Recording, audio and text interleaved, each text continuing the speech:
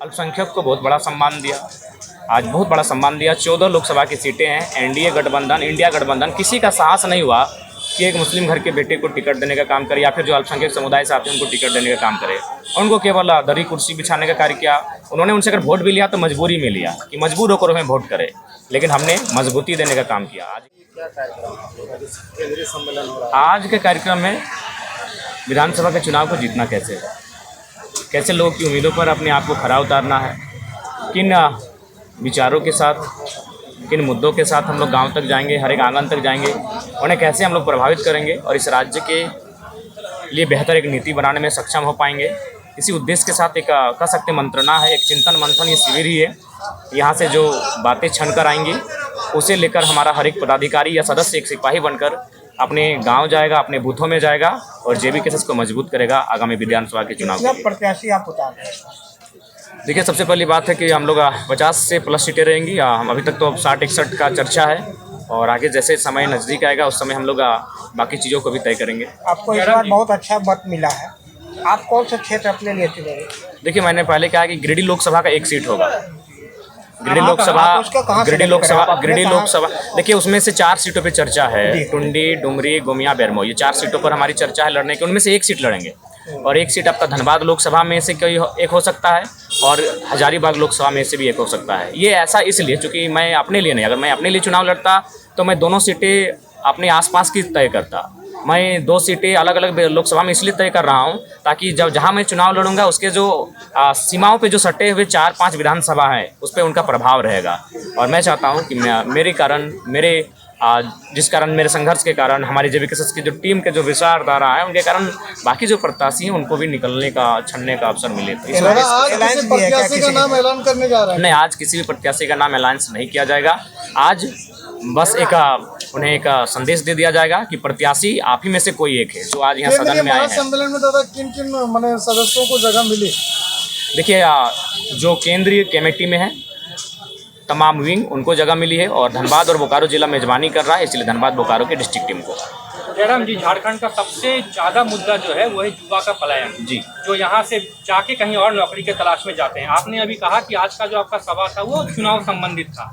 अगर जेबी के से सत्ता में आती है, अगर सत्ता की बागडोर जयराम महतो के हाथ में आती है तो ये पलायन को रोकने के लिए, झारखंडी युवा को झारखंड में रोजगार दिलाने के लिए आप क्या करेंगे?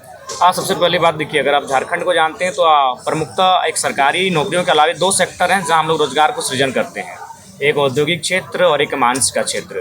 तो उसके लिए का उद्योग की नीति बेहतर होनी चाहिए और माइंस यानी जो कोल इंडिया है उनकी जो नीतियां हैं वो बेहतर होनी चाहिए। तो उसके लिए हम लोग केंद्र को प्रस्ताव करेंगे, इस राज्य का संदेश केंद्र तक भेजेंगे कि अगर हम 40% खनिज संपदा आपको देते हैं तो आप जो भी नियम बनाते हैं माइंस को लेकर, जो भी नियम बनाते हैं कंपनी एक्ट को लेकर, वह उस राज्य के मूलवासियों के लिए जो ज़मीन दान करते हैं उनके लिए सुरक्षित हो। दूसरी बात, जो पलायन का विषय है, नो डाउट पलायन एक गंभीर विषय है, उस पर हम लोग वैकल्पिक मार्ग लेकर आएंगे। हम लोग छोटे छोटे लघु उद्योग, कुटीर उद्योग की स्थापना करेंगे जिनके माध्यम से युवाओं को स्किल का ट्रेंड किया जाएगा, उसके माध्यम से उनमें क्वालिटी डेवलपमेंट होगा और जिसके कारण उनको आगे चलकर अपनी किसी रोजगार को, किसी सेक्टर में अपने आप को स्थापित करने में असुविधा ना हो।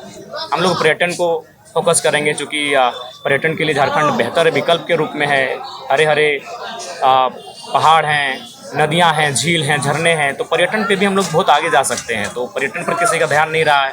हम लोग कृषि पर आगे बढ़ेंगे क्योंकि हमारे पास नदियों का संचार है, असीम जल संचार है, हमारे पास जल का संसाधन है। तो उसके लिए हम लोग कृषि में जब आगे जाएंगे तो हम लोग दूसरी फसल के लिए जाएंगे, इरिगेशन, एक बेहतर इरिगेशन की व्यवस्था के लिए जाएंगे। तो इन छोटे छोटे मुद्दों पे जब हम लोग काम करने लगे, जब इनको हम लोग अपने 10 साल के विजनरी सेक्शन में शामिल करेंगे और उन पर जब काम करने लगेंगे तो रोजगार का जो दर है वो कम होगा, जो पलायन का दर है वो कम होगा। तो इन पर हम लोग काम करना पसंद करेंगे। जी दादा, अल्पसंख्यक एक बड़ा मुद्दा है, तो अल्पसंख्यक को किस प्रकार से जब केसेस में लाया जाए जो इस बार जीत का फैक्टर? देखिए, आप जो बात कह रहे हैं, आप मेरे बगल में ठीक दाहिनी ओर बैठे हैं, उस शख्स का नाम है इखलाक अंसारी। शायद आज से लोकसभा चुनाव से ठीक पहले शायद आप इनसे परिचित नहीं थे। तो हमने तो अल्पसंख्यक को बहुत बड़ा सम्मान दिया।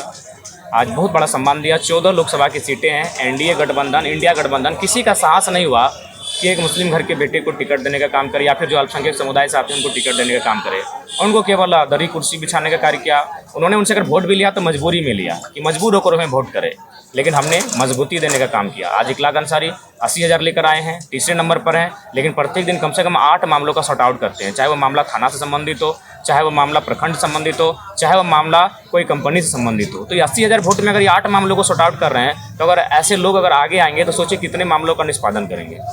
जयराम जी, एक बड़ी सवाल कि आज के जिस सम्मेलन का आप किए हैं उसमें से एक सवाल उठाया जाएगा ऑपोजिशन की तरफ से कि जो खेत खलियान में सभा करते थे आज जो है टाउन हॉल में करने लगे, क्या कहिएगा? देखिए, कुछ चीज़ों को आपको सिस्टम में ढालना पड़ता है। नो डाउट हम भी भविष्य में प्रयास करेंगे कि आज टाउन हॉल की जो व्यवस्था है, ये पारसनाथ पहाड़ या फिर झुमरा पहाड़ के आसपास जब हम सरकार में आएंगे तो हम सबसे पहले तो हम लोग एक प्रयास करेंगे कि एक शानदार जितने एरिया में टाउन हॉल फैला है, इसी आसपास के एरिया में से हम चारों तरफ पेड़ लगाएंगे और उन पेड़ों का आकार ऐसा बनाएंगे जो टाउन हॉल के रूप में बने।